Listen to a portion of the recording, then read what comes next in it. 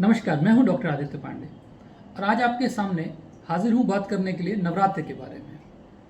नवरात्रि यानी कि 9 रातें, और उसके बावजूद हम लोग सुबह सुबह मैया का कलश स्थापना करने के बाद पूजन शुरू कर देते हैं और फिर कहते हैं कि हम तो हर साल नवरात्रि में पूजन करते हैं, फिर भी हमको फ़ायदा नहीं मिल रहा है।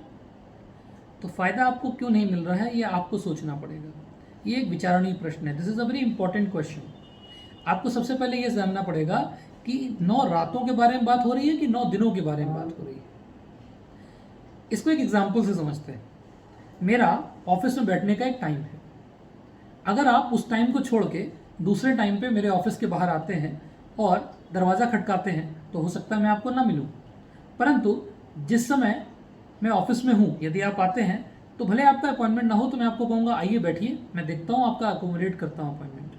बिल्कुल वैसे ही जब आप भगवान जी की पूजा करते हैं तो उसके भी मुहूर्त होते हैं, उसका एक समय होता है।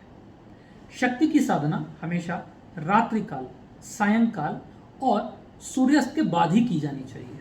इसीलिए आप देखेंगे कि मैया के किसी भी रूप की जो पूजा होती है वो रात्रि को ही होती है। इसी तरह बाबा शिव की पूजा भी हमेशा रात्रि को की जाती है। तभी आप देखेंगे भगवान शिव की जो रात होती है उसको हम क्या कहते हैं, शिवरात्रि। शिवरात्रि की पूजा होती है। और जो महाशिवरात्रि होती है वो भी पूजन कब होना चाहिए, रात्रि के समय होना चाहिए। तो इस बार नवरात्रि पे कोशिश करें, अपने आचार्य से भी कहें और स्वयं ध्यान रखें कि जब आप मैया का जाप करते हैं, पूजन करते हैं तो किस समय करेंगे आप, सांध्य काल में, यानी कि जब सूर्य अस्त हो जाएगा तब। आचार्य को भी कहिए सूर्य अस्त के बाद आएँ और आकर के चंडी जाप करें। मेरे वीडियोस को लाइक, सब्सक्राइब और शेयर करने के लिए आपका बहुत बहुत धन्यवाद। साथ ही बेल आइकन दबाना नहीं भूलिएगा, उससे आपको मेरे लेटेस्ट वीडियोस अपने आप अपडेट हो जाएंगे।